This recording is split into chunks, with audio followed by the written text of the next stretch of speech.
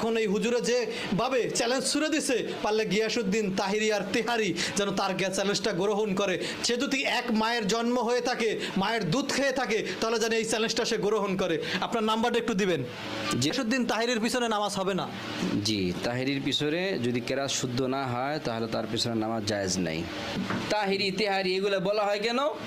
তার খাসলাতের কারণে, তার অভ্যাসের কারণে সে লোকটা খারাপ। লোক খারাপ কেমনে? লোকটা বড্ড ভণ্ড, বড্ড বেদাতি, কঠিন বেদাতি, ভণ্ড যে মাঝারে গিয়ে সেজদা করে, সে মুশরিক। একজন মুশরিকের অনুসরণ করাও নাজায়েজ।